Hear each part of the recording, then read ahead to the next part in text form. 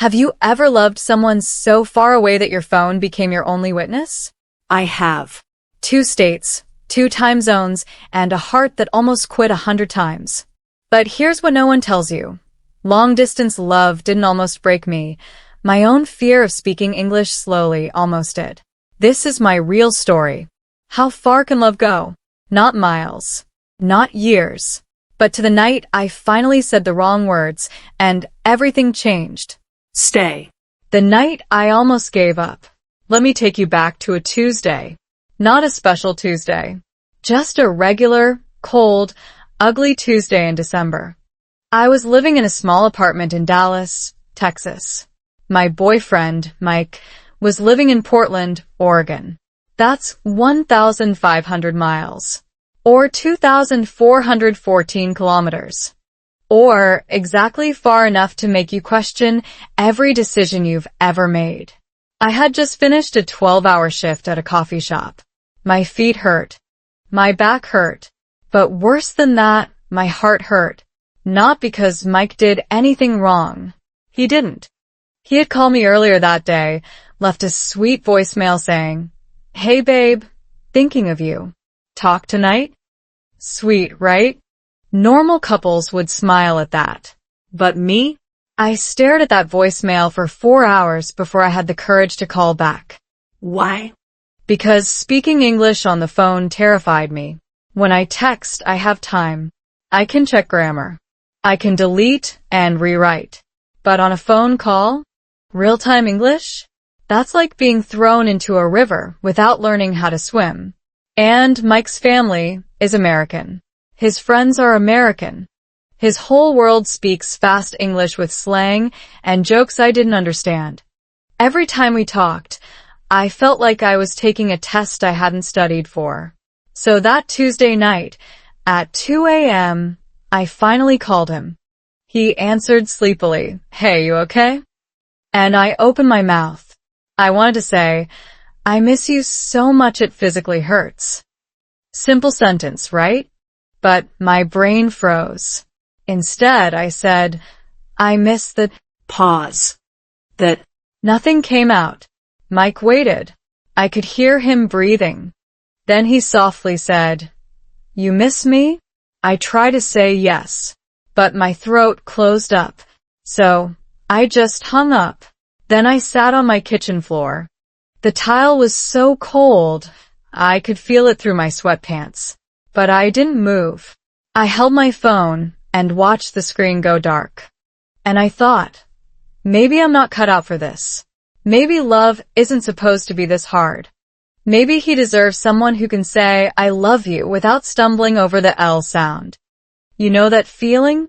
When you're so tired of trying that even breathing feels like effort. That was me. I had been in the U.S. for 2 years. 2 years of learning English.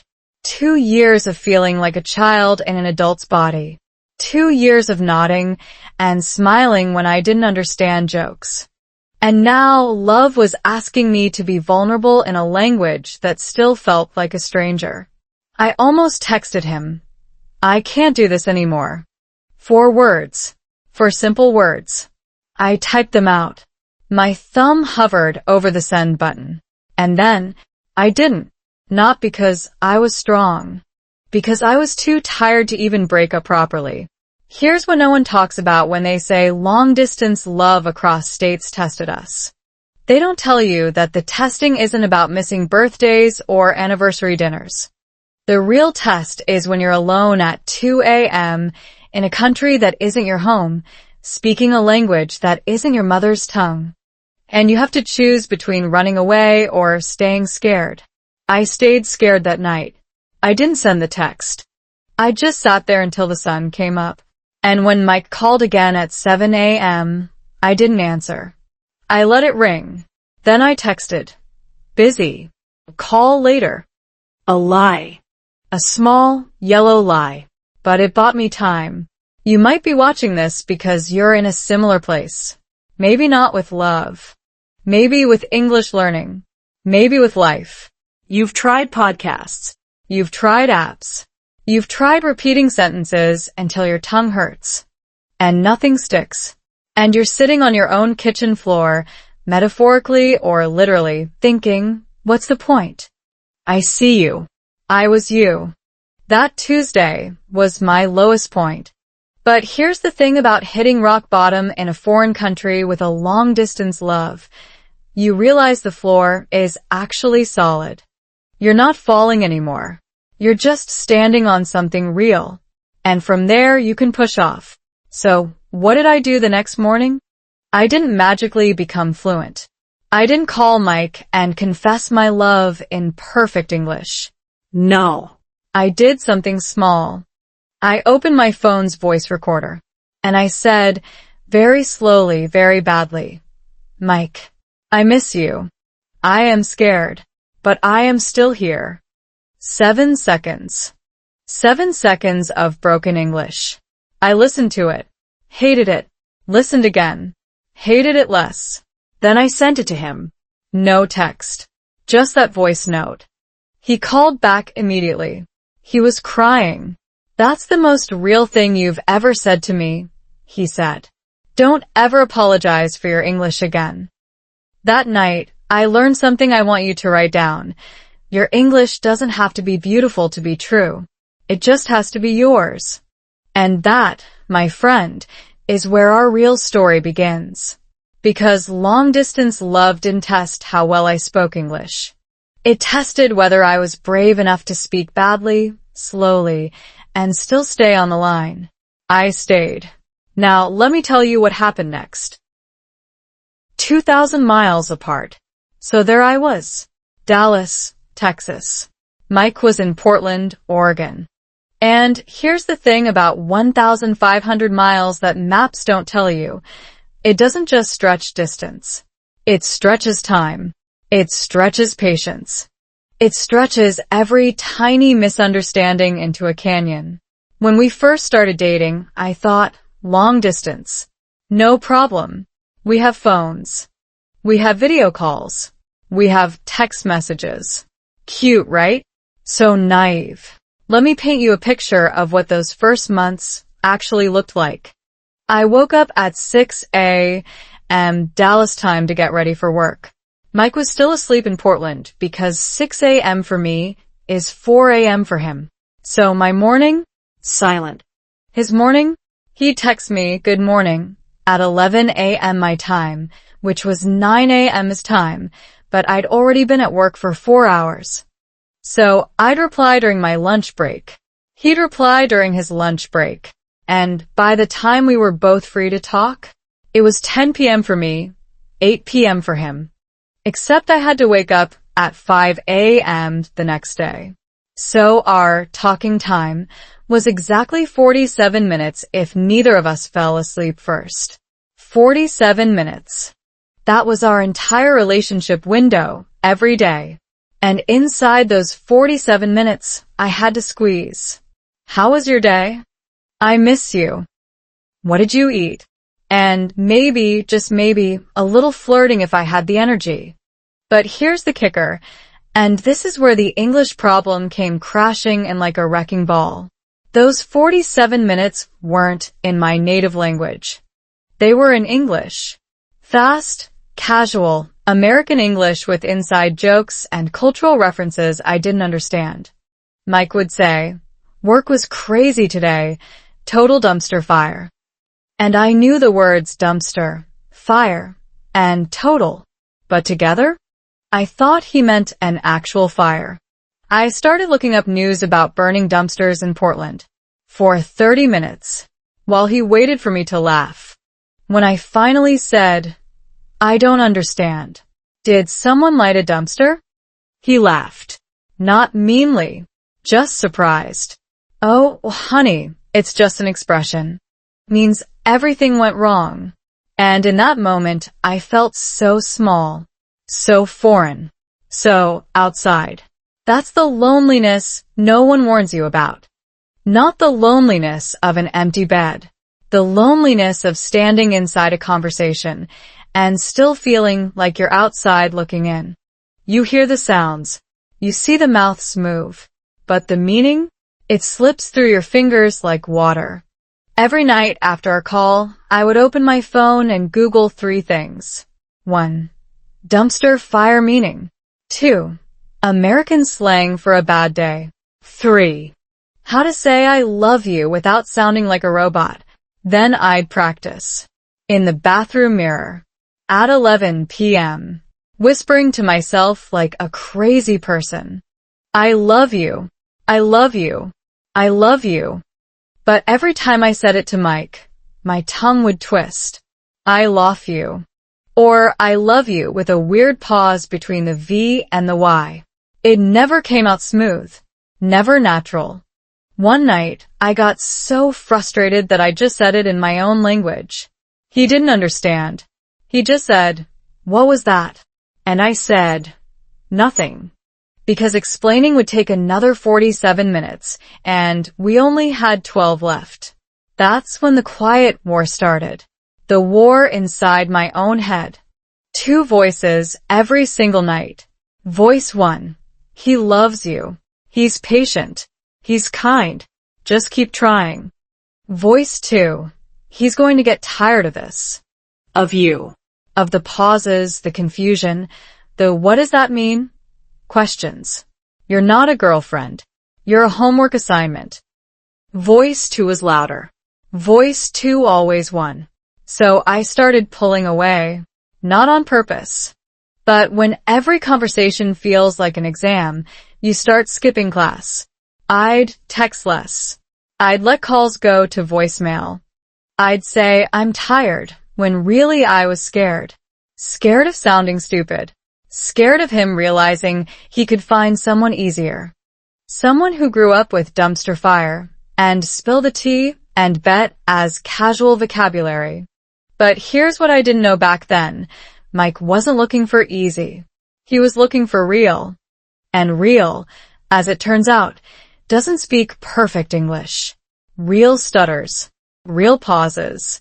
Real takes a deep breath and says, I don't understand. Can you say it slower? 2,000 miles apart taught me something I want you to hear right now, wherever you are, whatever language you're learning. The right person doesn't need you to be fluent. They just need you to be present. Mike never once said, your English is bad. Not once. He said, say that again. I want to hear you. He said, can you teach me a word in your language? He said, I love how you say breakfast. It sounds like you're singing. I thought he was just being nice. But looking back, he was building a bridge. Every time I stumbled, he didn't point at the hole. He just laid another plank. By month 4, I had a routine. Every night at 10 p.m., I'd pour a cup of tea. I'd sit by the window. And I'd call Mike. Not because my English was better. It wasn't. But because I realized something, the fear of losing him was bigger than the fear of sounding foolish. So I started talking slower. On purpose. Not fast. Not trying to impress. Just slow. Like walking through honey. And do you know what happened? He listened slower too. He started using shorter sentences. He started asking, did you get that? Without making me feel like a child. That's when I understood the secret that no English teacher ever told me. Communication isn't about speed. It's about space. The space you leave for the other person to catch up. 2,000 miles apart, we built that space. Not with airplanes. Not with expensive gifts. With patience. With 3 words said very, very slowly. I am here. But then, and this is where the story twists, just when we figured out how to talk, the universe threw us a curveball. A test we didn't study for. A test that made dumpster fire look like a picnic. It came in the form of a blizzard, a canceled flight, and a birthday I almost spent completely alone. When culture clashes at home, remember how I said Mike was coming to visit? The first time he flew to Texas, I was so excited I cleaned my apartment 3 times. I bought flowers. I cooked his favorite meal, or at least I tried to cook what I thought was his favorite meal. Spoiler alert, I failed spectacularly. But not because I can't cook. Because I didn't understand American portions. See, in my culture, when you invite someone to eat, you make a feast. Rice, meat, vegetables, soup, maybe dessert. Enough to feed a small village. But Mike walked into my kitchen, looked at the table full of food, and his eyes went wide. Not in a good way. He said, "Wow, that's a lot of food. Are we expecting more people?" I felt my face get hot. "No," I said. "Just you." He laughed nervously and said, "Babe, I can't eat all this. I had a burger on the plane." A burger? On the plane? He ate a burger before coming to my home where I had spent 4 hours cooking. In my culture, that's almost an insult. In his culture, it was just a normal thing. No one told him he should arrive hungry. No one told me Americans don't expect giant feasts for a simple dinner date. That was the first crack. But it wasn't the last. He stayed for 10 days. 10 beautiful, exhausting, eye-opening days. And every single day, something small would happen that reminded us we grew up in completely different worlds. Like breakfast. I wake up early. 6 a.m. early. I like a hot breakfast, eggs, rice, maybe some leftovers from last night. Mike? He wakes up at 9 a.m., stumbles to the kitchen, pours cold cereal into a bowl, and eats standing up. Standing up. Like he's in a race. I asked him, "Why don't you sit down? Why don't you cook something warm?" He looked at me like I had asked him to build a rocket ship. Cooking takes too long. Cereal is fine. That morning, I made him eggs anyway. He ate them, but he also ate cereal after. I felt rejected. He felt overwhelmed, and neither of us said anything. That's the thing about culture clashes. They don't announce themselves with a loud noise. They whisper. And then one day, the whisper becomes a scream. The scream came on day 5. Let me set the scene. I had just finished work. I was tired. I came home, and Mike was on the couch, watching TV with his shoes on. His shoes. On my couch. Not on the floor. On the couch cushions. I felt something snap inside me. "Can you please take your shoes off?" I said.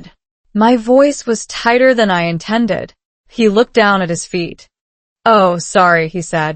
But he didn't move immediately. He finished watching the commercial. 10 seconds. 10 seconds felt like 10 hours. Now, Mike. "Please." He took his shoes off slowly. Then he said, "You know, in my house, we don't really care about shoes on the couch. It's just a couch." And I lost it. It's not just a couch. It's my couch. In my home. And in my culture, shoes inside are dirty. On the couch? That's like, I don't even have a word for how disrespectful that is. You're a guest in my home. He stood up. "Guest? I thought I was your boyfriend. Guests leave after dinner. I'm here for 10 days. We stared at each other. The room was so quiet I could hear the refrigerator humming. Then Mike walked to the bedroom and closed the door. Not slammed, just closed. That was worse. I sat on the couch, the now slightly dirty couch, and put my head in my hands. What were we doing? We loved each other.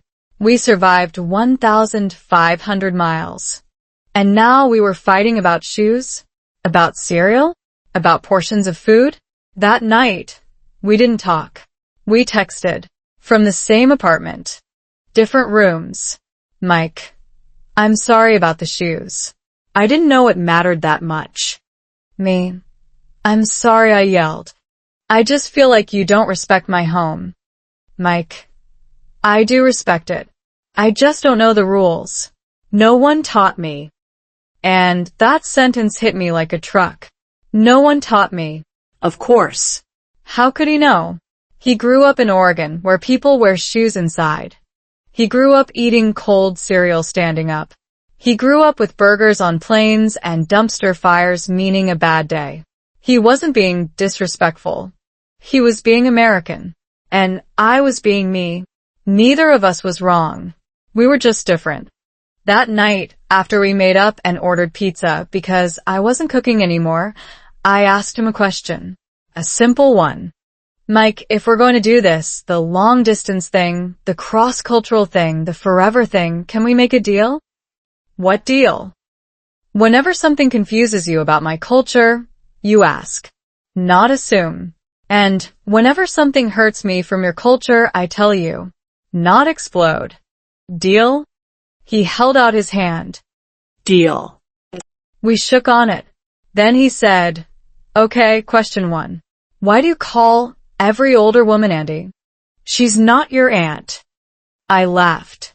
For the first time in days, I really laughed. And I explained. Slowly. In English. With hand gestures.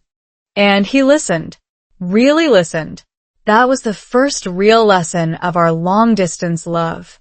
Not how to speak English perfectly, but how to speak honestly. How to say that hurt me instead of slamming doors. How to ask what did you mean instead of assuming the worst.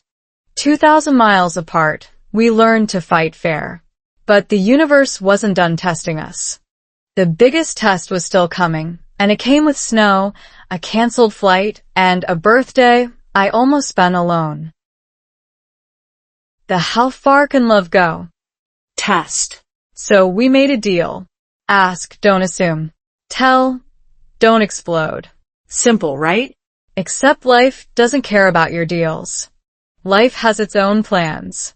And life's plans, I learned, often involve snow. Let me take you to February. My birthday. Not a milestone birthday. Just another year older. But I had been feeling lonely. The kind of lonely that sits on your chest while you sleep. Mike knew this. So he planned a surprise. He booked a flight from Portland to Dallas. 4 days. Just for my birthday. He didn't tell me. He wanted to knock on my door with flowers and that goofy smile of his. I knew nothing. Absolutely nothing. On the morning of my birthday, I woke up to a text. Happy birthday, babe. Call you later. Love you. That was it. No, I wish I was there. No, I'm sorry we're apart. Just a regular text. I felt a little sad, but I told myself, it's fine. Long-distance birthdays are like this. You eat cake alone and pretend it's normal. I went to work. I came home. I ordered takeout. Thai food. For one. And I sat on my couch, watching Netflix, feeling sorry for myself. My phone buzzed around 7 p.m. Mike. What are you doing? Me. Eating pad thai alone. You? Him. Just watching the snow. I looked outside. Dallas was clear. No snow. I thought he meant Portland snow. So I said, is it pretty? He said, it's complicated. I didn't think much of it. I finished my food, took a shower, and got ready for bed. At 9 p.m., my doorbell rang. I froze. Who rings a doorbell at 9 p.m. in Dallas? I grabbed my phone. I looked through the peephole. And my heart stopped. It was Mike. Holding flowers. Covered in snow. Shivering like a wet dog. I opened the door so fast I almost broke the lock. What? How, you're here? He smiled, but his teeth were chattering. Surprise? Happy birthday? I pulled him inside. His jacket was soaked. His shoes were making puddles on my floor, and I didn't care. Not one bit. He explained between shivers. His flight was supposed to land at 4 p.m. But there was a blizzard. Not in Dallas. In Denver, where he had a layover. His flight got delayed. Then delayed again. Then they put everyone on a different plane. Then that plane got diverted to Austin because Dallas closed the runway for an hour. Then he rented a car, a tiny, stupid car, and drove 3 hours from Austin to Dallas in freezing rain. No es no tires. No chance. Just him, a GPS, and a desperate need to see me before midnight. He made it at 9:47 p.m. 23 minutes to spare before my birthday ended. I cried. Ugly cried. The kind of crying where your nose runs and you can't speak. And Mike just held me, still cold and wet, and whispered, I said I'd be here. Took me longer than I thought, but I'm here. That night, lying in bed, I asked him, why did you drive in that weather? You could have died. You could have waited until morning. He was quiet for a moment. Then he said, because I asked myself a question. How far can love go? Not hypothetically. Right then. In a blizzard. On your birthday. And the answer was 3 hours. On icy roads. In a rental car with bad heat. That's how far. I laughed. Then I cried again. Then I kissed him. And then I said something in English that came out perfectly. No estúter. No pause. Just clear, honest, slow words. You are insane. And I love you. He grinned. See? Your English is fine when you're not thinking about it. That was the test. Not a big dramatic fight. Not a betrayal. Not a we need to talk conversation. It was a blizzard, a canceled flight, and a man who refused to let distance win. And here's what I learned that night. Love doesn't ask for perfect conditions. Love asks for a decision. One decision, over and over again, to show up. But here's the part one didn't tell you. While Mike was driving through freezing rain, I was at home eating pad thai alone, feeling sorry for myself. I had no idea he was fighting through a storm for me. And that made me think, how many times have I assumed the worst? How many times have I thought he doesn't care when actually he was breaking his back to prove that he does? That's the sneaky poison of long-distance love. Not the miles. The stories you tell yourself in the silence. He forgot. She's moving on. I'm not worth the trouble. Those stories feel real. They feel like truth. But they're just fear wearing a mask. Mike didn't just drive through a blizzard for me. He drove through my doubts. He drove through my insecurity. He drove through every voice in my head that said, you're not enough. And he did it without knowing. Just by showing up. Wet. Cold. Tired. But there. After that night, something shifted in me. I stopped counting the miles. I stopped calculating time zones. I stopped obsessing over every grammatical mistake. Because if he could drive 3 hours on ice for me, I could stutter through an I love you without apologizing. So let me ask you, watching this video right now, what blizzard are you avoiding? What icy road are you refusing to drive because you're scared? Maybe it's a conversation. Maybe it's a video call in English. Maybe it's saying, I need help, to someone who's been waiting to hear it. Love doesn't need a clear sky. Love needs one person to start moving. And then another person to meet them halfway. Mike met me halfway that night. But our halfway wasn't in Dallas or Portland. It was in a rental car on a frozen highway. And that's where I finally understood. Distance is just a number. But courage? Courage is the only thing that closes it. So what came next? After the blizzard, after the birthday, after we both realized we were in deeper than we planned, we made a bigger decision. A scarier one. I decided to move. Not to visit. Not for a month. For real. Pack my life into suitcases and leave Texas behind. And that's when the real test began. Not of love. Of identity. Of starting over in a place where I knew no one but him. Moving to a state, starting over. After the blizzard birthday, after the rental car, on icy roads, after I stopped counting miles and started counting reasons to stay, I made a decision. A big one. The kind of decision that makes your stomach flip and your hands sweat. I decided to leave Texas. Not for a visit. Not for 2 weeks. For good. I was moving to Oregon.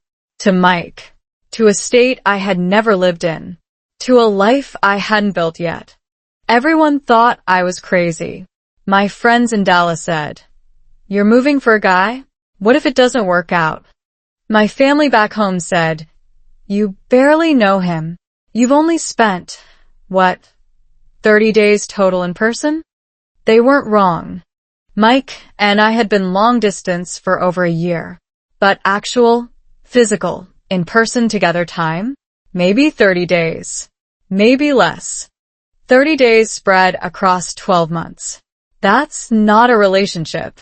That's a series of really long, really expensive dates. But here's what people don't understand about long-distance love. When you're apart 335 days a year, every single phone call matters.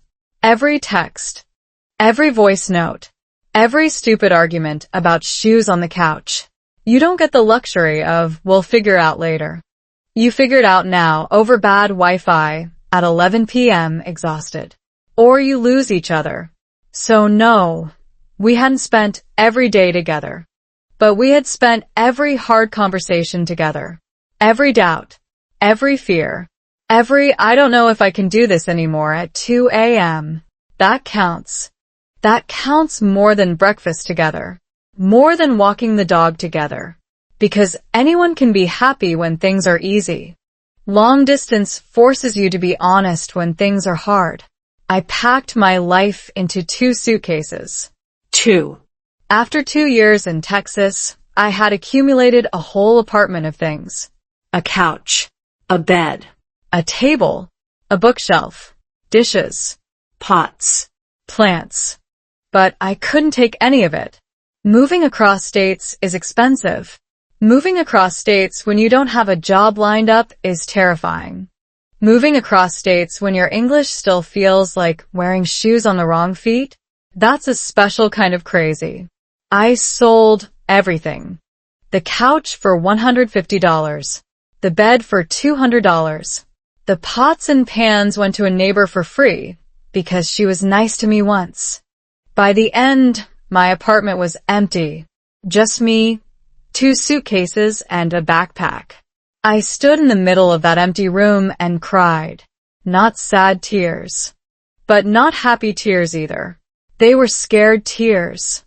The kind that come when you're standing at the edge of something huge and you can't see the bottom. Mike wanted to fly down and drive with me. I said no. I needed to do this alone. Not because I didn't want him. Because I needed to prove to myself that I could. That I wasn't just running toward a man. That I was walking toward a life I chose. So I drove 1,400 miles from Dallas to Portland. 3 days. 2 nights in cheap motels. 1 near Amarillo, where the only thing on TV was infomercials. 1 near Salt Lake City, where the person in the next room snored so loud I thought it was an earthquake. I listened to English podcasts the whole way. Not because I wanted to learn, because I wanted to feel less alone. Hearing voices in English, even voices I didn't know, made the empty highway feel smaller. The 3rd day, I crossed into Oregon. The landscape changed. Fewer cows. More trees. Greener than anything I had seen in 2 years.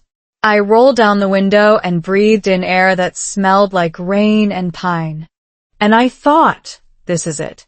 This is my new life. Mike was waiting at his apartment. Our apartment now. He had cleaned. He had bought flowers. He had put fresh sheets on the bed. When I walked in, exhausted and dirty and smelling like gas station coffee, he didn't say, "You look tired." He didn't say, "How was the drive?" He said, "Welcome home." I burst into tears. Again. I was so tired of crying. But these were different tears. These were the kind you cry when someone finally says the words you didn't know you needed to hear. Welcome home. Not welcome to my place. Not welcome to Oregon. Home. Our home. The first week was a blur. Unpacking. Organizing.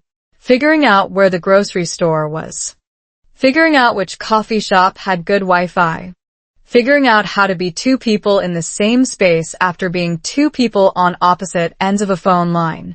That last one was harder than I expected. See, when you're long distance, every moment together feels precious. You're on your best behavior. You don't argue about toothpaste caps or dishes in the sink because you only have 3 days. Who cares about toothpaste caps when you have 72 hours before one of you flies home? But now? Now there was no flight. No countdown. No, see you in 6 weeks. Just every day. Normal, boring, unglamorous every day. And on day 4, we had our first real fight. Not about shoes on the couch this time. About something stupider. Ice cream. I wanted to buy a brand I recognized from Texas. Mike said the local brand was better. I said I didn't care about local. He said I should try new things. I said he was controlling. He said I was stubborn. We stood in the frozen food aisle of a Portland grocery store, 2 adults in our 30s, arguing about ice cream like teenagers. The couple next to us was staring. I didn't care. We bought both brands.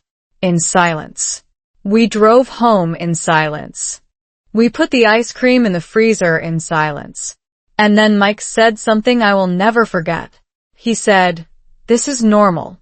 Couples fight about stupid things. It doesn't mean we're failing. It means we're real." I wanted to argue, because that's what I did. I argued to feel safe. But instead I took a breath.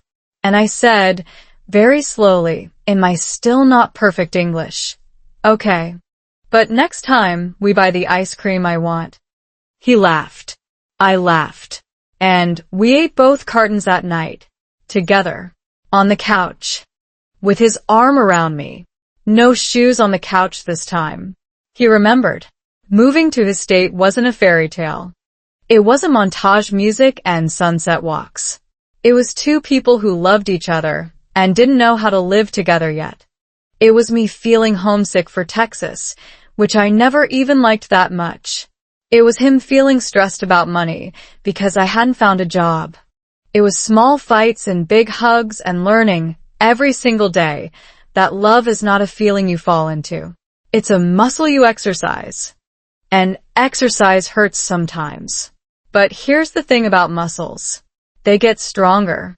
And so did we. That first year in Oregon tested us more than any blizzard. More than any time zone. More than any bad phone connection. Because being together every day means you can't hide. You can't hang up. You can't say, "I'll call you tomorrow," and escape. You have to face each other. Morning breath and all. And we did. We faced the mess. The budget. The homesickness.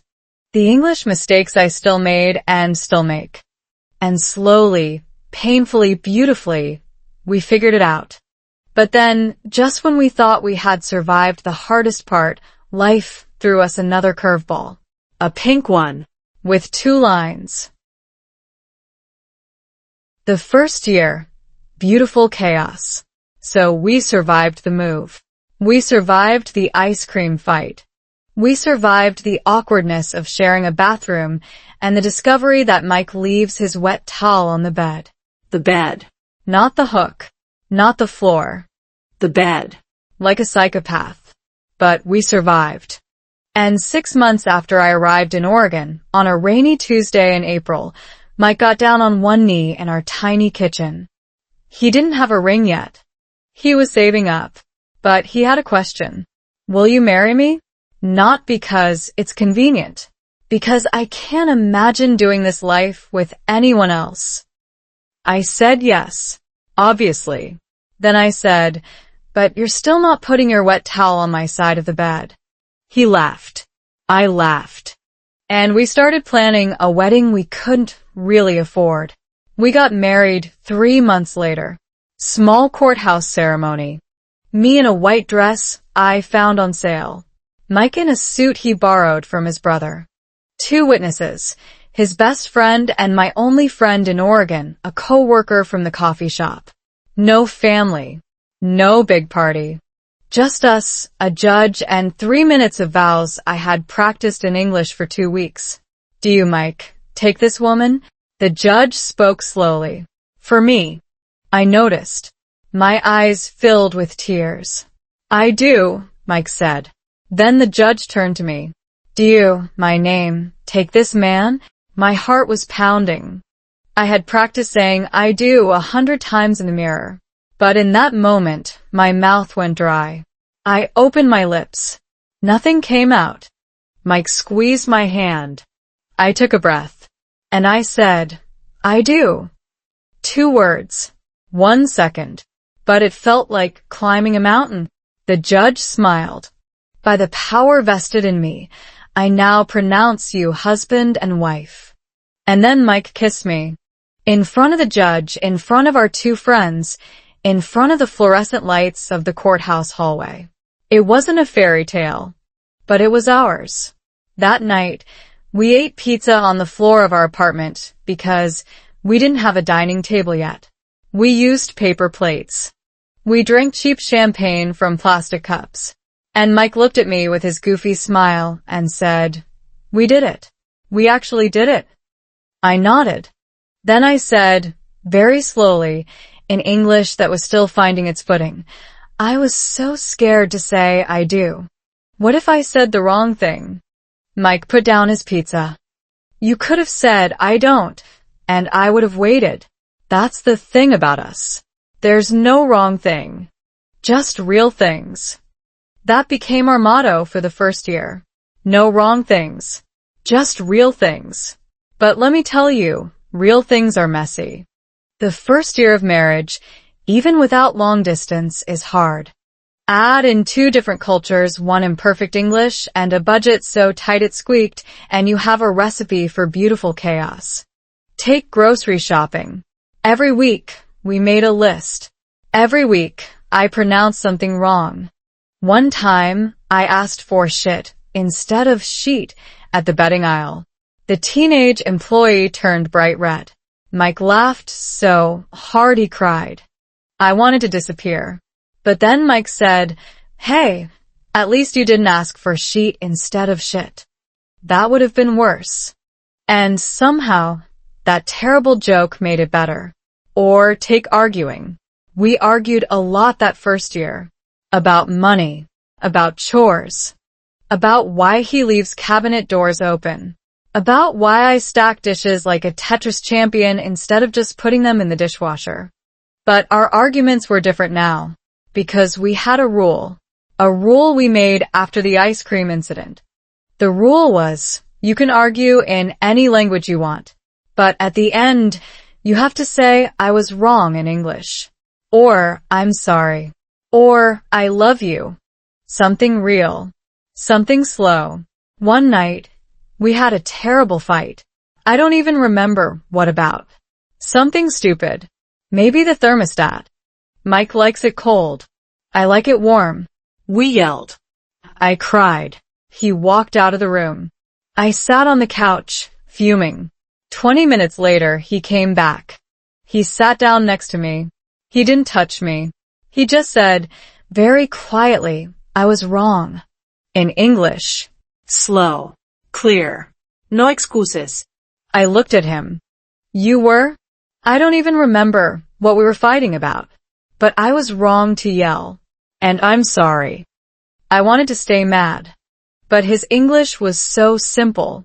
So honest. I couldn't. I took his hand. I was wrong too. I don't know the word for it. But I was also wrong.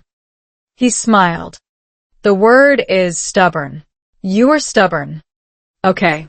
I was stubborn. And you were, what's the word for someone who leaves the refrigerator open? Distracted. No. The other one. Annoying? Yes. You were annoying. And we laughed. On the couch. In our tiny apartment. In Oregon. Married. Broke. Still learning English. Still learning each other. That first year taught me something no language school could. Perfection is not the goal. Connection is. You don't need fluent English to say, I'm sorry. You don't need fancy vocabulary to say, I'm scared. You just need courage. And maybe a partner who laughs when you accidentally say shit instead of sheet. We built our marriage on slow English, on honest mistakes, on nights when we couldn't afford takeout, so we made rice and beans and called it gourmet. On mornings when my accent was so thick Mike had to ask me to repeat, pass the butter 3 times.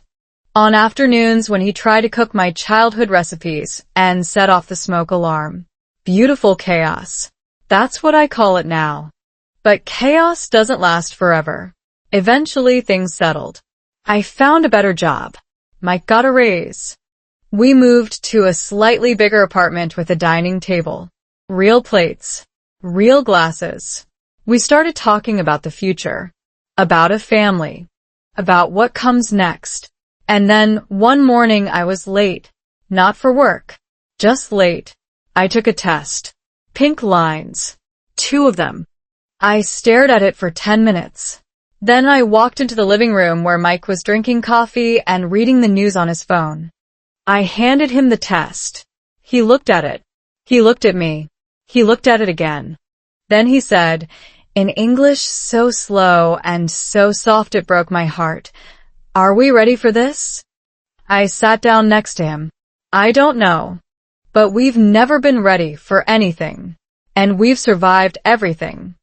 He put his head on my shoulder. And we sat there. 2 people. 2 cultures. 1 imperfect English. And a tiny heartbeat we hadn't met yet. When love had to wait, the pregnancy test sat on the bathroom counter. 2 pink lines. Clear as day. I must have looked at it 50 times. Maybe 100. Each time, I expected the lines to disappear. To fade back into one. To tell me, just kidding. You're not actually growing a human inside your body. But the line stayed. 2 of them. Stubborn. Real. Ours. I walked back to the living room. Mike was still sitting on the couch, the test in his hands, his face unreadable. Not sad. Not happy. Just processing. Like a computer trying to load a very large file. I sat down next to him. Neither of us spoke for a full minute. The clock on the wall ticked. The refrigerator hummed. And then Mike said, "We're going to be parents." Not a question. A statement. Like he was trying on for size. I nodded. We're going to be parents. He put the test down carefully, like it was made of glass, and pulled me into his arms. He held me so tight, I could feel his heartbeat. Fast. Nervous. But steady. We've survived blizzards, he whispered into my hair. We've survived moving across states. We've survived your terrible cooking. My cooking is not terrible. Remember the chicken incident?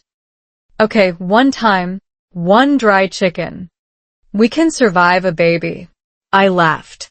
But inside I was terrified. Not of the baby. Of everything else. Of money. Of space. Of my English. What if I couldn't understand the doctor? What if I couldn't read the parenting books?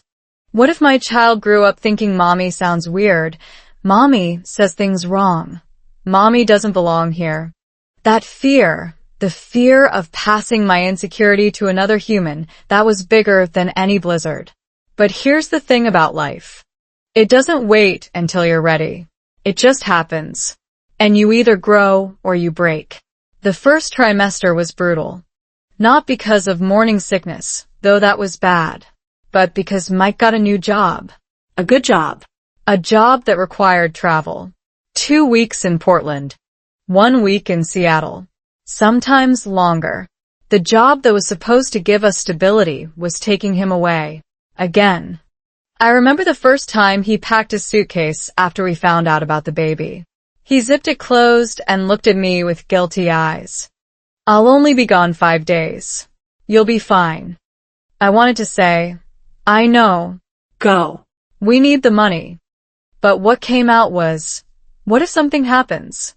What if I fall? What if I need you? My voice cracked on the last word. Mike put down the suitcase. He walked over to me and put his hands on my shoulders. Then you call me. 24 hours a day. I don't care if it's 3 a.m. I answer. Always. He meant it. He always meant it. But meaning it and being there are not the same thing. So there I was. Pregnant. In Oregon. Alone for 5 days at a time. My English still imperfect. My friends still mostly coworkers. My family still on the other side of the world. And the old fear came creeping back. The 2 a.m. kitchen floor fear. The I can't do this fear. It sat on my chest like a cat that refuses to move. Heavy.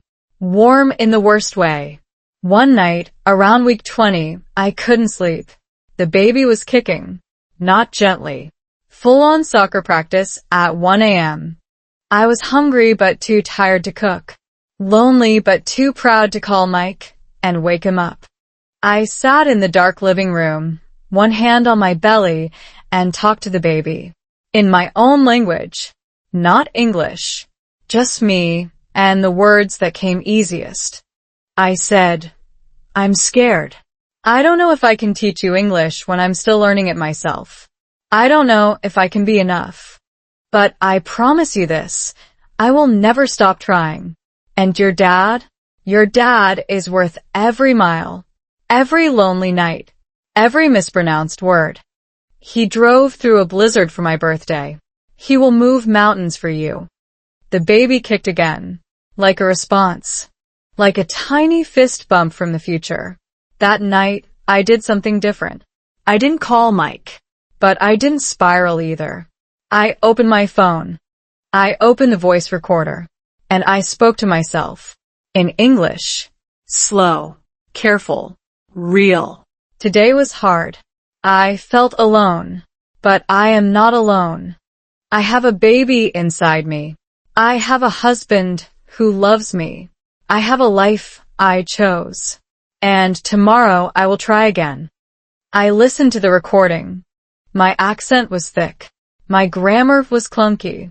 But my voice was steady. That was new. That was growth. The next morning, Mike came home from his trip.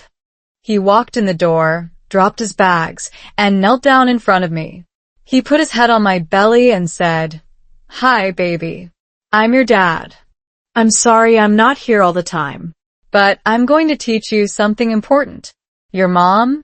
She's the bravest person I know. She moved across the country for love. She learned a whole new language for love. And she's going to be the best mom in the world. So be nice to her in there, okay? No more 1 a.m. karate. I cried. Obviously. I cried a lot during pregnancy. But these were good tears. The kind that wash things clean. That was the turning point. When I realized that waiting for love doesn't mean being alone. It means holding space for someone while they do what they have to do. Mike had to travel for work. I had to sit with my fears. We both had to wait. But waiting together, even from different cities, is not the same as waiting alone. The long-distance chapters of our lives weren't over. They just look different now. Instead of 1,500 miles between us, it was 300. Instead of phone calls at 11 p.m., it was video calls in the middle of his hotel room, me showing him my growing belly, him showing me the terrible hotel coffee. This tastes like burnt dirt, he'd say. And I'd say, at least you have coffee. I have heartburn from water. Stupid conversations. Boring conversations. The kind that fill real marriages. And then, one morning at 4 a.m., my water broke. 3 weeks early. Mike was in Seattle. 3 hours away. I called him. He answered on the first ring. It's time, I said. My voice was calm. I surprised myself. He said, I'm on my way. Don't have the baby without me. I laughed. I'll try not to. He drove. Again. Through early morning traffic. Through rain. Through every fear he had about missing the birth of his first child. And he made it. with 7 minutes to spare. 7 minutes. He walked into the hospital room, still in his travel clothes, still smelling like airplane and cheap coffee. And he held my hand while I pushed our daughter into the world. When she cried, that first, angry, beautiful cry, Mike looked at me. His eyes were wet. He said, "How far can love go?" And I knew the answer, because I was living it. Love goes as far as you're willing to drive. As far as you're willing to wait. As far as you're willing to say, "I'm scared, but I'm staying." Our bilingual kitchen. The baby came home. That tiny, screaming, beautiful creature who had no idea that her parents had survived blizzards and moving trucks and 1,000 lonely nights just to hold her. Her name is Lily. Not because it's special, because it was the only name Mike and I could pronounce the same way. Try saying Aurora with an accent. Try saying Penelope when your tongue still gets stuck on the letter P. Lily. Simple. 2 syllables. Even I couldn't mess it up. The first few weeks were a blur. No sleep. No showers. No hot meals. Just diapers and feedings and that weird baby smell that somehow makes you forget how exhausted you are. Mike was home for paternity leave. 2 weeks. 14 days of both of us walking around like zombies, passing a tiny human back and forth, whispering, "What does she want?" And I don't know, you're the parent. Neither of us knew what we were doing, but we were doing it together. In the same state, the same apartment, the same messy, milky, magnificent chaos. Then Mike went back to work, partly in office, partly from home. But mostly just gone. Not physically, but mentally. The way new parents disappear into their own responsibilities. He had deadlines. I had a baby attached to my body for 12 hours a day. We were in the same room, but speaking different languages. Not English and my language, but exhausted and overwhelmed.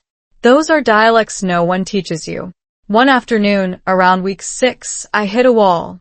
Lily had been crying for an hour. Nothing worked. I had tried feeding, changing, burping, rocking, singing, shushing, and begging. I was sitting on the floor of the nursery, crying as hard as she was when Mike walked in. He looked at us, 2 crying females, one tiny, one not, and said, "What happened?" I couldn't even answer. I just pointed at the baby, then at myself. Then I sobbed. I don't know what she wants. I don't know what I want. I can't do this. Mike sat down on the floor next to me. He didn't say, "You're fine." He didn't say, "It gets easier." He said, "Let's make a deal. A new one. Like the shoe deal. But for now." I wiped my nose on my sleeve. "What kind of deal?" He looked around the nursery. Then he pointed toward the kitchen. That room. The kitchen. It's our bilingual room. No pressure. No perfect English. When we're in there, we talk slow. We talk simple. We don't correct each other. And we don't talk about how tired we are. We just cook. And talk. Like we're learning a language together. I thought he was crazy. But I was too tired to argue. So I said okay. That night, after Lily finally fell asleep, we went to the kitchen. It was 10 p.m. We were both exhausted. But Mike pulled out a cutting board, an onion, and some garlic. "We're going to make soup," he said. "Not good soup. Just soup. And you're going to tell me something about your day. In English. Slow." I stared at the onion. My day was hard. Lily cried. I cried. The mail came. That's it. "Good," he said. "Now chop this onion. And tell me one word you learned today." I chopped. I thought. I learned the word fussy. The doctor said she's fussy because of gas. Mike laughed. Gas. That's a very important word for parents. He chopped his onion too. His eyes were watering. So were mine. From the onion or from exhaustion, I couldn't tell. Your turn, I said. Tell me one word you learned. He paused. I learned the word colic. I don't know what it means, but someone at work said it. I think it's bad. I laughed. The first real laugh in weeks. It's bad. It means crying for no reason. Like Lily. Like me. We're not colic, he said. We're just new. There's a difference. That became our ritual. Every night, after Lily went down, we met in the kitchen. We didn't call it date night. That would be too fancy. We called it the Bilingual Kitchen. Sometimes we made real food. Sometimes we just made tea. Sometimes we sat on the floor because we were too tired to stand and ate cereal straight from the box. But we talked. Every night. In slow English. About nothing. About everything. I told him about the mom group I joined. How I couldn't understand their fast jokes. How they used words like sleep regression and teething and baby-led weaning like everyone was born knowing them. Mike said, just say, what does that mean? No one will judge you. I tried it the next day. I said, what does sleep regression mean? And one of the moms said, oh, it's when your baby stops sleeping for no reason. You poor thing. She didn't laugh. She didn't look at me weird. She just answered. Like I was normal. That was a revelation. People don't expect you to know everything. They just expect you to ask. Slowly, the Bilingual Kitchen changed us. Not overnight, but night by night. I learned to talk without rehearsing. Mike learned to listen without finishing my sentences. We learned that a pot of soup takes 45 minutes, which is exactly the right amount of time to say, I'm scared I'm a bad mom, and have someone say you're not, and actually believe them. One night, I asked Mike, why the kitchen? Why not the living room? Or the bedroom? He stirred his soup. Because the kitchen is where you feed people. And feeding people is love. And love doesn't need perfect English. It needs patience. And onions. I cried. Again. But that's okay. I cried a lot that first year of motherhood. The tears were just part of the recipe. By the time Lily turned 6 months old, our Bilingual Kitchen had produced more than soup. It had produced a vocabulary. Not academic words. Real words. Tired. Help. Hold me. I messed up. Pass the salt. You're not alone. Simple sentences. But when you say them slowly, looking at someone's eyes, they feel like poetry. And then, one evening, Lily said her first word. Not mama. Not dada. She looked at the refrigerator, pointed, and said BABA. Bottle? Maybe.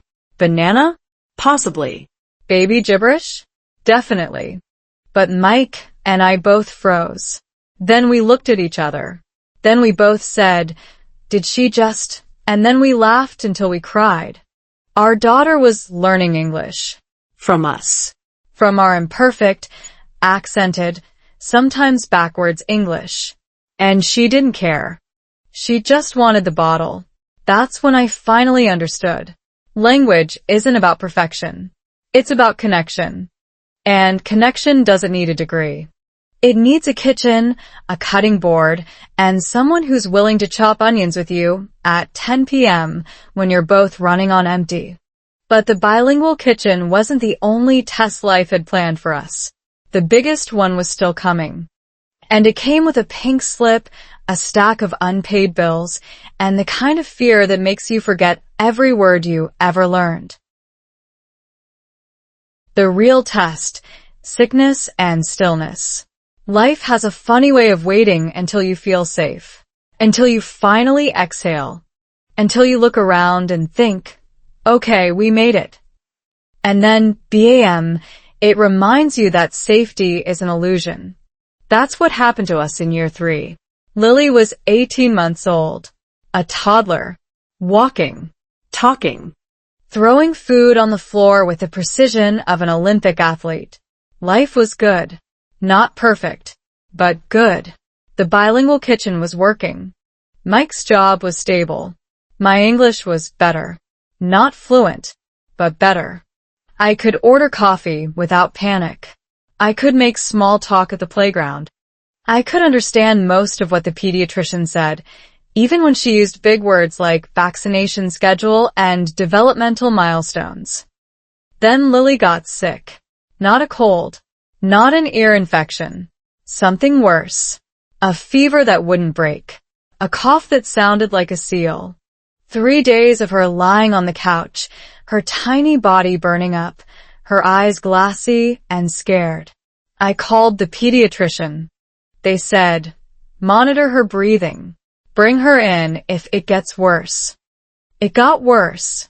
At 2 a.m. on the 4th night, Lily stopped breathing. Not completely. But she was struggling. Every breath was a fight. Her chest caved in with each inhale. I stood over her crib, my hand on her chest, counting breaths. Too fast. Way too fast. I woke Mike. Something is wrong, I said. My voice was steady. I don't know how. Inside, I was falling apart. Mike looked at her. Then he looked at me. We're going to the ER. Now. The emergency room was chaos. Bright lights. Loud beeps. Nurses running. Doctors asking questions I couldn't understand. Any history of asthma? Has she been around anyone with RSV? When did the fever start? I knew the words individually, but together they sounded like static. I froze. Mike grabbed my hand. He answered for me. He told them everything. The dates, the symptoms, the times. I just stood there, holding Lily, feeling useless. They took her to a room, put her on oxygen, monitors on her chest, and 4 in her tiny arm. She screamed. I cried. Mike held us both. A doctor came in. She said something about viral pneumonia and observation and at least 48 hours. I nodded like I understood. But I didn't. Not really. That night, after Lily finally fell asleep in the hospital bed, wires everywhere, her little face pale against the white pillow, Mike pulled me into the hallway. You're shaking, he said. I looked down at my hands. He was right. I was shaking like a leaf in a storm. I couldn't understand them, I whispered. The doctors, the nurses, they were speaking so fast. What if I missed something important? What if they asked me a question and I said the wrong thing and Lily... I couldn't finish the sentence. Mike put his hands on my face. Listen to me. You didn't miss anything. I was there. I heard everything. And you know what I heard? A mom who stayed calm. A mom who held her baby. A mom who didn't fall apart even though she wanted to. That's not failing. That's the opposite of failing. I wanted to believe him, but the old fears were back. The kitchen floor fears. The I can't do this fears. They were sitting on my chest again, heavier than ever. Because this wasn't about my English anymore. This was about my daughter's life. And what if my English wasn't good enough to save her? The next morning, a nurse came in to check Lily's vitals. She was young, kind. She spoke slowly, not because she had to, because she saw the fear in my eyes. You're doing great, Mama, she said. She's a fighter. I wanted to say thank you, but the words got stuck. So I just nodded. The nurse smiled. Then she said something I will never forget. My mom didn't speak English when I was little.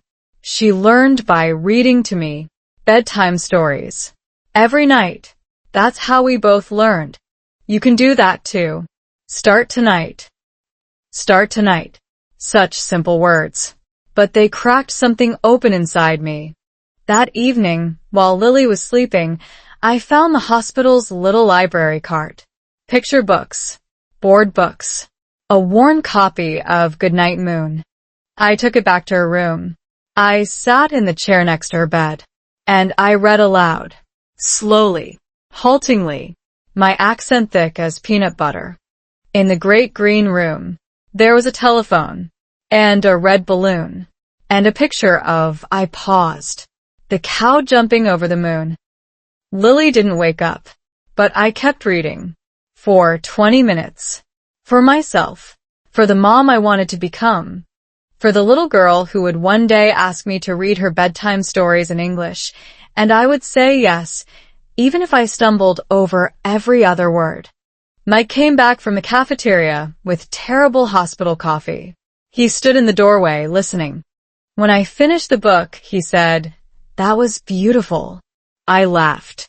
"It was terrible." I said cow like cow with a weird vowel sound. He shook his head. "You said cow jumping over the moon. Lily doesn't care about your vowel sounds. She just wants to hear your voice." He was right. Lily didn't care. She was 2 years old. She didn't know I was learning English. She just knew that when I read to her, she felt safe. And maybe that's all language is in the end. A way to make someone feel safe. Lily recovered. 5 days in the hospital. Then home. Then another week of rest. The doctors said she would be fine. No long-term damage. But I was different. The hospital changed me. Not because I learned new English words. Because I realized something fundamental. You don't need perfect English to be a perfect parent. You just need to show up. To read the book wrong. To mispronounce cow. To keep going even when you feel like a fraud. That year I made a promise to myself. I would read to Lily every night. In English. No matter how tired I was. No matter how many words I butchered. We started with board books. Then picture books. Then, when she got older, chapter books. Sometimes I had to stop and ask Mike, "What does enormous mean?" Sometimes I had to point to a word and say, "How do you say this?" Lily didn't mock me. She just snuggled closer and waited. Because children don't care about fluency. They care about presence.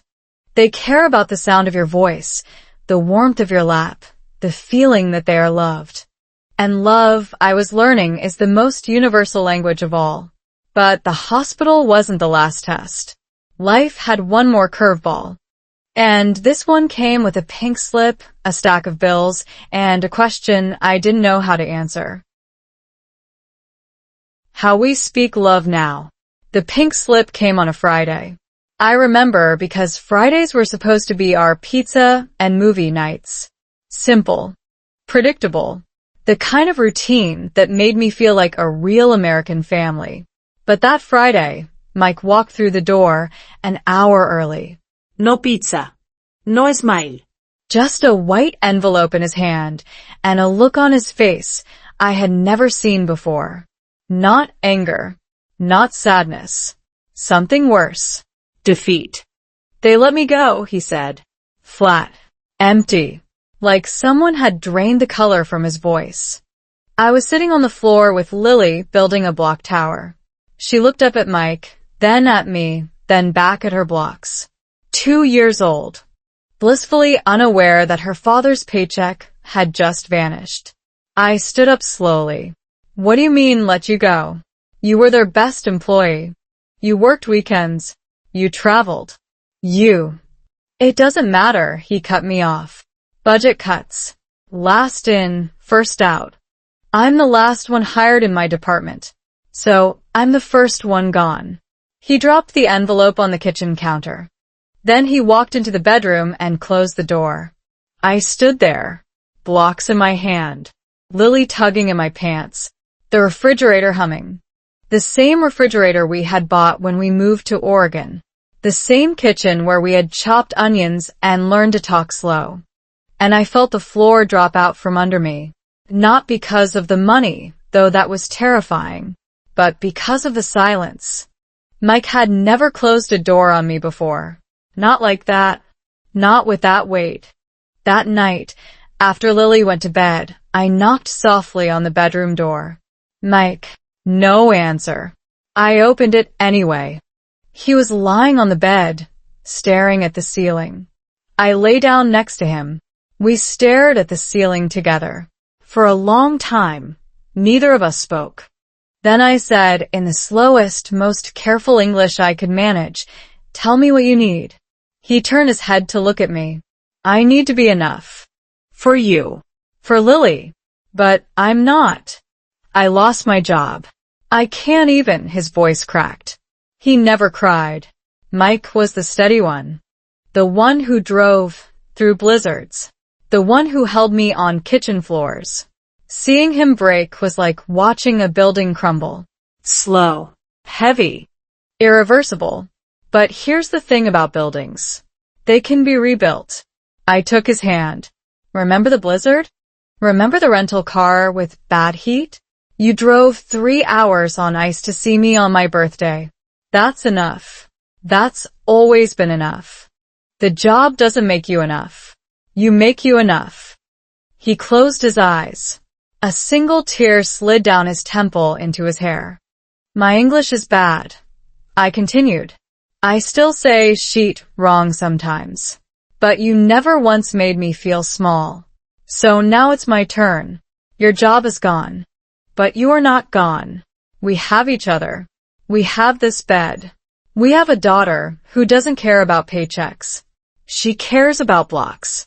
And pizza. And you. So, let's be scared together. But let's not close doors. Deal?" He squeezed my hand. Deal. The next 3 months were the hardest of our marriage. Not because of the long distance. That was behind us. But because of something worse. The long distance of fear. Mike withdrew. He spent hours on job applications, staring at screens, not talking. I watched him shrink. And I didn't know how to help because my English still wasn't good enough to say, "I see you struggling and I don't know the right words, but I'm here." Or maybe it was. Maybe I just didn't believe it. One night, I found him in the kitchen at 1 a.m. Alone. Staring into the open refrigerator. Not eating.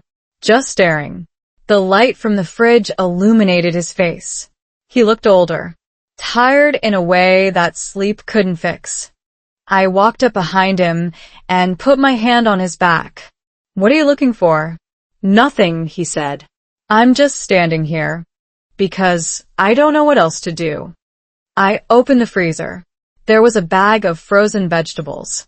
Broccoli. I took it out. I put it on the cutting board. "Chop this," I said. "We're making soup." He looked at me like I was insane. "It's 1 a.m. "I know. But the kitchen is our place. Remember? No perfect English. No pressure. Just soup." He picked up the knife. Slowly, he started chopping. The sound of the knife against the cutting board filled the silence. Chop, chop, chop. Then he started talking. Not about the job. About his dad. About growing up with a father who lost his job when Mike was 12. About how his dad never recovered. How he sat on the couch for 2 years, watching TV, getting smaller every day. "I'm scared that's me," Mike whispered. "I'm scared I'm becoming him." I put down my knife. I turned him away from the cutting board. I looked him in the eyes. And I said, in English that was slow but sure, "You are not your father. You are Mike, the man who drove through a blizzard. The man who learned to take off his shoes before the couch. The man who taught me that I was wrong is the most powerful sentence in any language. And right now, you are chopping broccoli at 1 a.m. with your wife who still can't say refrigerator without pausing. That's not giving up. That's showing up." He laughed. A small laugh. But it was real. Then he said, "You just said refrigerator perfectly. Did I?" "Yeah. No pause." I smiled. "See? We're both learning." That night, we made soup at 1 a.m. We ate it at 2 a.m. We went to bed at 3 a.m. And the next morning, Mike updated his resume. Not because the soup fixed everything, but because the soup reminded him he wasn't alone. 6 weeks later, he got a job. Not a perfect job. A job. Enough to pay the bills. Enough to let us breathe. And on his first day, he wrote me a note. He left it on the kitchen counter. It said, "Thank you for the broccoli. I love you, Mike." I still have that note. It's taped to the refrigerator, right next to a drawing Lily made of our family. 3 stick figures. 2 parents, 1 kid, and above them, a son. And a word Lily wrote in wobbly crayon letters. Love. That's how we speak love now. Not with perfect English. Not with grand gestures. With broccoli soup at 1 a.m. With notes on the refrigerator. With a daughter who draws sons over stick figures because she knows, somehow, that love is the light. How far can love go? As far as the kitchen. As far as the cutting board. As far as the willingness to say, I'm scared, and hear someone say, me too, and keep chopping. What long-distance love taught me. So here we are, 11 sections in. You followed me from a lonely kitchen floor in Texas to a hospital room in Oregon. From a blizzard birthday to a bilingual kitchen. From a pink pregnancy test to a pink slip that almost broke us. And now, I want to answer the question that's been hiding behind every sentence, every mile, every mispronounced word. How far can love go? Not 1,500 miles. Not 3 hours on icy roads. Not 5 days in a hospital. Not 3 months of unemployment. Those are just distances. Numbers. The kind you can put on a map or a calendar. But real love doesn't travel in miles. It travels in moments. Let me tell you about a moment. Last Tuesday. Not special. Just Tuesday.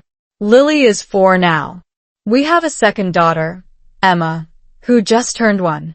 We live in a small town in Oregon, not Portland anymore. Smaller. Slower. The kind of town where the grocery store cashier knows your name and your coffee order.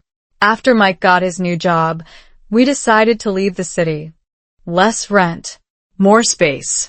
A backyard with a tree that Lily calls the climbing tree, even though she's never climbed it. She just likes the name. Every night after dinner, we have a ritual.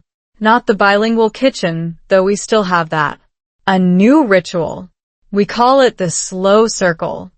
We sit on the living room floor, all 4 of us in a circle. Sometimes on pillows. Sometimes on the rug that Emma has already spilled applesauce on. And each person says one thing about their day. In English. Slow. No rules. No corrections. Lily goes first. Today I drew a cat. But it looked like a potato. Miss Sarah said it was a good potato. Mike goes second. Today a man at work said break a leg before a meeting. I told him I would not break any legs. He laughed. I still don't understand. Very slowly. Very carefully. Today I was at the park. Another mom asked me where I'm from. I said, Oregon. She said, no, where are you really from? And for the first time, I didn't feel small. I said, I'm from here now. This is my home. Then I taught Lily how to say thank you in my first language. The mom said that's beautiful. And I believed her. That's how far love goes. To the moment when you stop apologizing for your accent and start teaching your daughter to be proud of 2 languages. To the moment when break a leg is still confusing but you laugh anyway. To the moment when a potato cat is the best thing you've seen all day. Here's what I've learned, and I want you to write this down somewhere you can see it every morning. You don't need to be fluent to be understood. You just need to be willing to try again. And again. And again. Long distance love tested us. Not by making us speak perfect English, but by making us speak real English. The kind that stumbles. The kind that pauses. The kind that asks, what does that mean? Without shame. The kind that says, I was wrong, and means it. The kind that chops broccoli at 1 a.m. because words aren't enough, but soup is. I used to think love was a feeling, something you fall into, something that either works or doesn't. But now? Now I know love is a decision. 1,000 decisions. To stay on the phone when you'd rather hang up. To drive through snow when you'd rather stay home. To sit on the kitchen floor when you'd rather run. To read Goodnight Moon with a terrible accent because your daughter needs to hear your voice, not your grammar. Mike and I have been together for 7 years now. Married for 5. 2 kids. 1 dog. A minivan. The whole suburban package. And I still mess up English. Every day. Last week I told the dentist I needed tooth hurty instead of tooth hurts.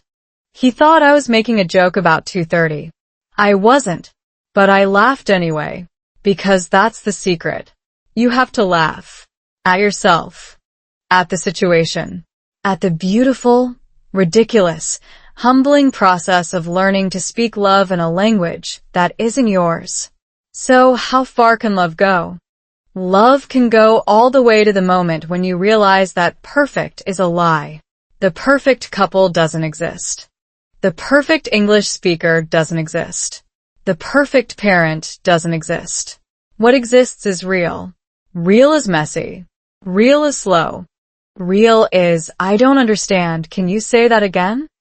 Real is, I'm scared and me too, and let's be scared together. That's the distance. Not from state to state. From fear to courage. That's the only distance that matters. And here's the punchline. The thing I wish someone had told me on that cold kitchen floor in Dallas at 2 a.m. You are already enough. Not when your English is perfect. Not when you've memorized every slang word. Right now. Stuttering. Pausing. Googling dumpster fire at midnight. That person is enough. Long distance love didn't test us to break us. It tested us to show us what we were made of. And what are we made of? Broccoli soup, slow circles, potato cats, and the willingness to say, I love you in a voice that still sounds like somewhere else. You want to know how far love can go? Look at your own life. Look at the person you're afraid to talk to, the language you're afraid to speak, the conversation you're avoiding. Love goes exactly as far as you're willing to take one small, slow, imperfect step, and then another. Your real English story starts now. So you made it. 12 sections. 12 chapters of a story that started on a cold kitchen floor and ended up here, in a living room in Oregon, with a husband who leaves wet towels on the bed, 2 daughters who think potato cats are art, and an English that still stumbles over the word refrigerator if I'm not paying attention. But here's the thing I need you to hear, and I need you to hear it loud and clear. This story is not about me. It never was. I'm just the messenger. The one who got lost in a blizzard and found her way home. The one who mispronounced sheet in a crowded store and didn't die. The one who learned that love doesn't need perfect grammar. It needs perfect honesty. But you're the main character of your own story. And right now, somewhere in your life, there's a version of you who is sitting on their own kitchen floor. Maybe not literally, maybe metaphorically, but they're there. And they're asking the same question I asked 7 years ago. Is it even worth it? Yes. It is worth it. But not for the reasons you think. Let me ask you something. Why are you really learning English? If you strip away all the shoulds, I should learn for work, I should learn for school, I should learn because everyone else speaks it. What's left? For me, what was left was love. Love for a man who drove through a blizzard. Love for a daughter who needed me to read Goodnight Moon with a terrible accent. Love for a life I chose, not one that happened to me. What's left for you? Maybe it's love for a partner. Maybe it's love for a child who already speaks English and you want to meet them where they are. Maybe it's love for a version of yourself that isn't afraid to order coffee without rehearsing first. That's your fuel. Not vocabulary lists. Not grammar drills. Not the pressure to sound like a native speaker. Whatever that means, I've met native speakers who can't spell their own street name. Your fuel is the thing that makes you want to try again after you mess up. And you will mess up. I still mess up. Yesterday, I told a neighbor my daughter was constipated when I meant congested. She had a stuffy nose. The neighbor thought she had a different problem. We laughed. I survived. You will too. So here's your real English practice. The one that has nothing to do with textbooks and everything to do with your actual life. I'm going to give you 3 steps. Simple steps. The kind you can do in 5 minutes a day, even when you're exhausted, even when you feel like giving up, even when your kitchen floor looks awfully comfortable. Step 1. Find your 5-minute story. Every day, something happens to you. Something small. You burned your toast. You saw a squirrel do something stupid. A stranger smiled at you on the bus. That's your story. Not a novel. Not a TED Talk. One tiny moment. Now, take 5 minutes. Just 5. Sit somewhere quiet or not quiet. You have kids, I get it, and say that story out loud. In English. To yourself. Record it on your phone if you want. Don't write it first. Don't edit. Just speak. Slow. Ugly. Perfect in its imperfection. Here's an example. Today my story is, Emma put yogurt in her hair. I was angry. Then I laughed. Yogurt is hard to wash out. 7 seconds. 7 seconds of real life. That's your practice. Not an hour of grammar exercises. 7 seconds of truth. Step 2. Find your one person. You don't need a classroom. You don't need a teacher. You need one person who will listen to your slow English without correcting every mistake. One person who will say, I understood you, instead of, you said that wrong. For me, that was Mike. For you, it might be a friend, a coworker, an online language partner, or even yourself in the mirror. That one person is your safe space. Your bilingual kitchen. Every day or every week, start small. Tell them your 5-minute story. Let them hear your accent. Let them hear your pauses. Let them hear the real you. And here's the secret. They won't laugh. Not in a mean way. Most people are so relieved that someone is trying, that someone is being vulnerable, that they will meet you with kindness. And if they don't, find a different person. Life is too short to practice English with jerks. Step 3. Forgive yourself before you even start. This is the most important step. You will say sheet wrong. You will forget the word for refrigerator. You will mix up breakfast and lunch and accidentally invite someone to dinner at 8 a.m. It will happen. And when it does, you have 2 choices.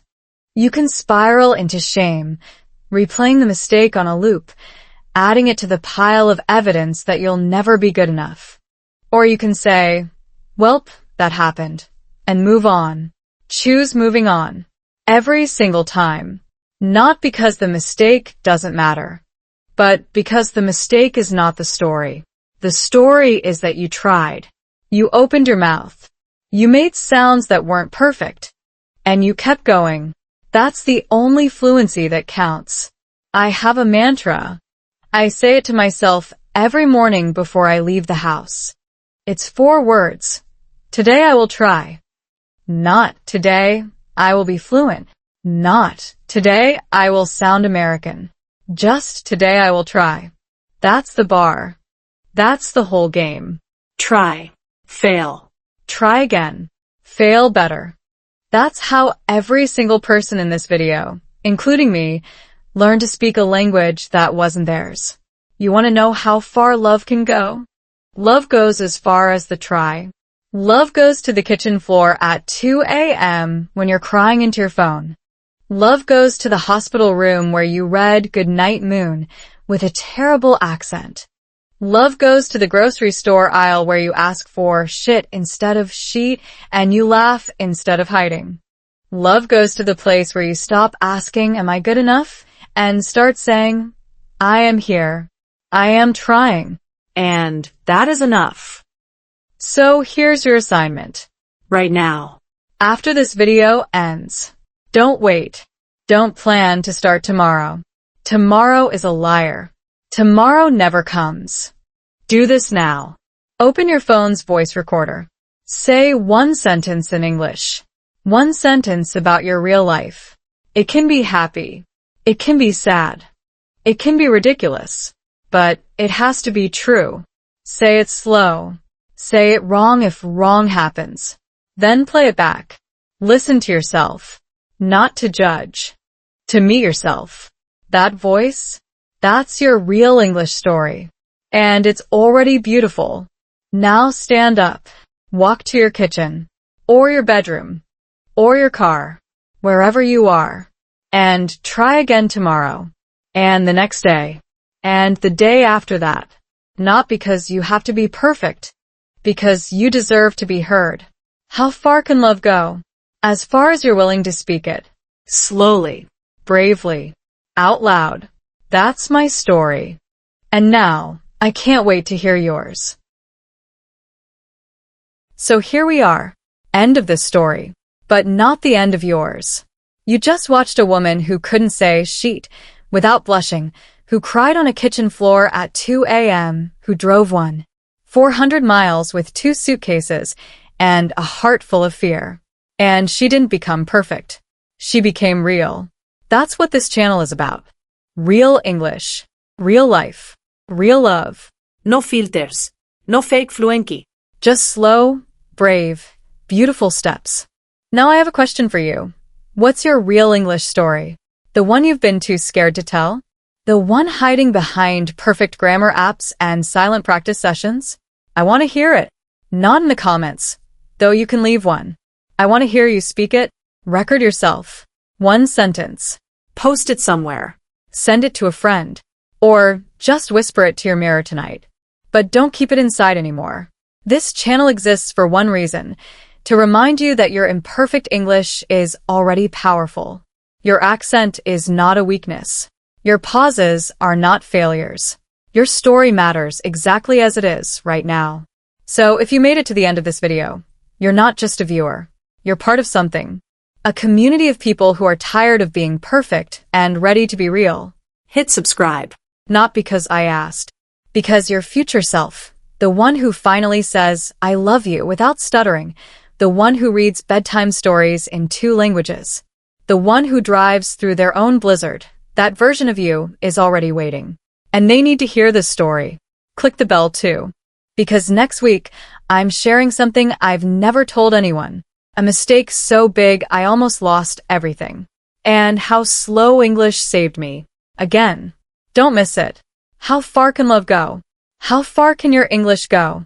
Let's find out. Together. See you in the next story. Same kitchen. Same slow circle. Same real you. Subscribe now.